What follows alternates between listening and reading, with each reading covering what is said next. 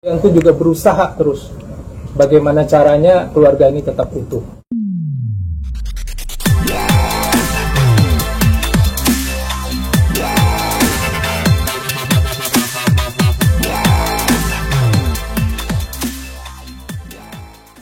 Merangkul kembali, mengangkat kembali istri dan anaknya maksud saya. Terlepas daripada itu, keluarga baik dari pihak RY maupun dari pihak Tengku Rian juga telah melakukan beberapa cara untuk coba menengahi, memediasi, dan memang pada saatnya akhirnya keputusan adalah mereka berdua. Dan kalian juga tahu bahwa gugatan yang diajukan adalah dari pihak RY. Dan fix kami diminta oleh klien kami Tengku Rian untuk bisa menghadapi persoalan ini dengan sebaik-baiknya, dengan usaha bagaimana caranya agar tetap bisa bertahan dan rujuk kembali. Pernyataan ini perlu kami sampaikan karena di luar sepertinya disampaikan bahwasanya klien kami tidak ada usaha, tidak apa. Karena usaha-usaha yang dilakukan oleh Tengku Rian tidak akan bisa kelihatan terus oleh kita gitu loh, ya. Jadi itu yang perlu digarisbawahi. Kemudian terkait dengan soal-soal lain, di beberapa media yang banyaknya istilahnya itu pendapat, kemudian komen, dan hal-hal lain yang terkait itu, kami menyikapinya dengan bijaksana, dan itu merupakan semua nasihat, dan kami juga tidak bisa istilahnya mengkanter semuanya, karena biar bagaimanapun juga Rian ini adalah sosok suami yang punya tanggung jawab terhadap istri dan anaknya. Dan ingat, usia perkawinan mereka itu baru 2 tahun. Sudah dikaruniai anak yang alhamdulillah sehat walafiat, dan sampai sekarang Rian itu juga berusaha terus bagaimana caranya keluarga ini tetap utuh. Isu-isu di luaran yang sebagai itu ya nanti berkembang aja, silakan kalian tanyakan. Saya selaku kuasa hukum betul-betul fix akan memperjuangkan di meja pengadilan, tetapi di luar itu kami akan berusaha.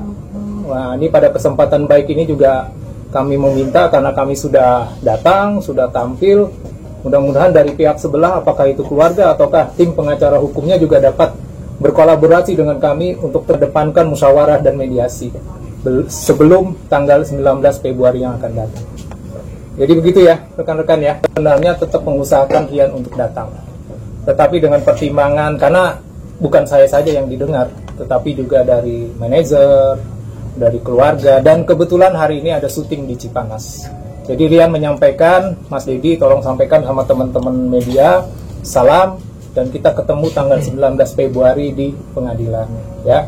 Tetapi sebelum tanggal 19 kita lihat perkembangan, ya. Mudah-mudahan ada hal-hal yang memang patut kami harus sampaikan kepada teman-teman, pasti akan kita hubungi. Oke, ya. Mungkin kalau ditanyakan mengenai pertengkaran, kita tahu sendiri kalau di rumah tangga bertengkar sih biasa ya, sebenarnya ya, kita maklumin ya, biasa. Saya sama teman-teman pengacara bertengkar ya udah biasa, habis itu baikan lagi. Jadi memang kalau umpamanya dibilang sudah lama bertengkarnya kapan, apa segala macam, ya kita nggak bisa menetapkan waktunya kapan gitu loh. Tapi memang nggak pernah kelihatan mereka bertengkar secara benar-benar vulgar apa segala macam. Karena saya rasa saya tidak perlu menjelaskan sosoknya Rian itu seperti apa. Bukan laki-laki yang betul-betul gimana ya, emosian, temperamen atau apa gitu loh ya. Jadi dan satu hal lagi Mbak, kalau kapan meninggalkan rumah, ini memang salah satu upaya Rian sih. Upaya Rian untuk bisa mengerem, biar bisa area juga lebih nyaman mungkin di rumah, jadi dia mengalah dalam hal ini. Jadi tidak ada yang meninggalkan, tapi ini hanya pertimbangan, ya biasalah. Biasanya Mbak memang kalau ada prahara di rumah tangga, ada baiknya berpisah untuk saling masing-masing introspeksi diri, ya. Tetapi setelah itu akan bersatu kembali. Ini tinggal situasinya. Dan jangan lupa, keduanya adalah orang-orang yang sibuk gitu loh ya, orang-orang yang sibuk. Itu mungkin. Tadi malam saya perhatikan di WhatsApp masih WhatsAppan mereka, iya. Masih WhatsAppan. Kalau telepon mungkin tidak, mungkin telepon. Tapi WhatsAppan terus. Aku mau ajak Mona, keluar, gimana, kamu apa kabar, gitu ya, biasalah gitu loh. Ya memang sih tanggapannya sih agak sedikit ini ya, menurut saya sih ya biasa aja lah gitu loh. Kalau kita kan sama istri sama anu kan, sayang di mana gitu ya kan, ya itu hal-hal itu mungkin belum lah. Perlu waktu buat mereka berdua. Berarti masih serumah ya Bang? Terkait yang lagi happening sekarang ya, nafkah batin itu. Nafkah batin ya, 2 tahun nafkah batin. Mona umurnya berapa sekarang ya? Setahun setengah. Setahun setengah ya? Iya. Ya kalau nafkah batin, inilah saya tuh mesti hati-hati nanggepin apa nama yang di luaran ini. Dianggurin setelah melahirkan, ya. Nah itu tuh mesti hati-hati kita. Khawatirnya itu bukan dari apa namanya hati yang paling dalam oleh RY. Jadi kata saya menasihatin Rian untuk lebih bijaksana menanggapi itu. Artinya kamu pun juga harusnya bisa wise, bisa bijaksana, bisa mengajak lebih pelan. Mungkin ya RY mungkin belum siap, mungkin untuk di ini, makanya bicara seperti itu kan mungkin juga itu kode atau tanda-tanda gitu loh. Jadi yang jelas klien saya Rian menyatakan tidak benar bahwanya dianggurin.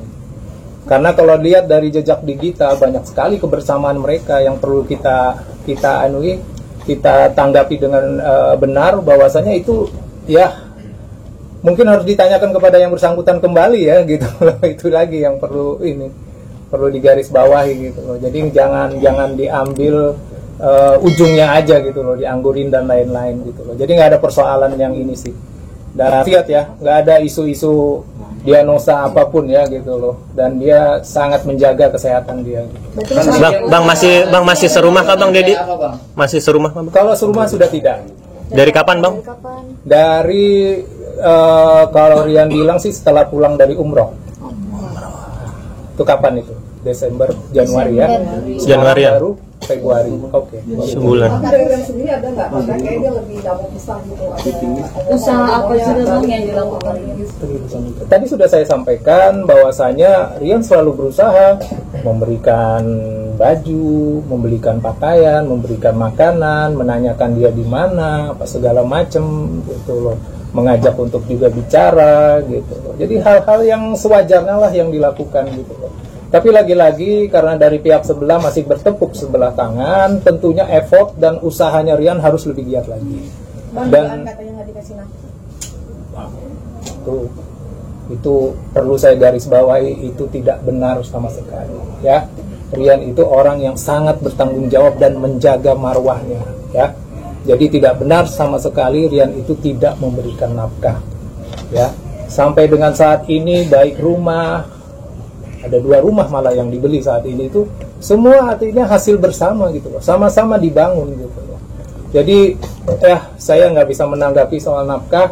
Yang jelas Rian sampaikan, dan Rian tuh memperlihatkan semua bagaimana dia memberikan nafkah itu kepada saya. Tapi ini cukuplah itu konsumsi nanti di dalam ruang pengadilan gitu. Rian maupun RY tidak ada mempersoalkan mengenai Mona harus ikut siapa dan bagaimana, karena ini adalah pengasuhan bersama. Walaupun secara kumulasi di dalam surat gugatan diminta oleh RY untuk hak asuhnya, tapi itu biasalah, itu biasa. Dan sampai sekarang akses Rian untuk bertemu, untuk bisa membawa Mona keluar dan segala macam itu tidak pernah dibatasi oleh. Walaupun, nah ini mungkin yang sedikit kita sayangkan, semua izin dan apa-apa tuh nggak bisa langsung ke RY, selalu lewat manajernya. Tapi it's okay, itu bukan satu problem. Yang penting Rian masih bisa bersama-sama dengan anaknya yang tercinta. Dan itu kita syukurin semua gitu ya. Ayo Ikut campur keluarga Bang mungkin. Udah satu-satu dulu. Kalau isu orang ketiga ya namanya public figure ya.